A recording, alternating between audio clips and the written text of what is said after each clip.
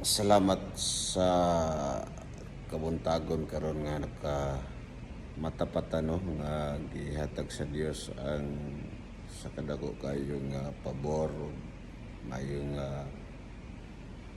mga kahimtang ug padayon ta sa bulaton sa atong Ginoo nining lakaw sa padayon diya sa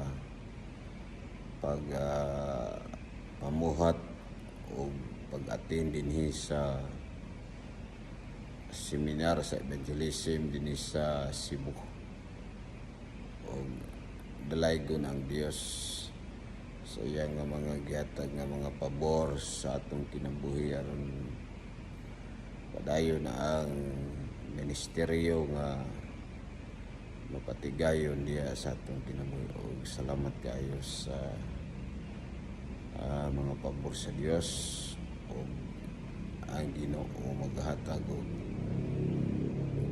mga kadasig o padayon na mga pagpamuhat alang sa iyang kahimayaan sa walay katapusan. Og salamat kayo ang tanan kanang kahimayaan di lamang sa atong buhi nga Dios.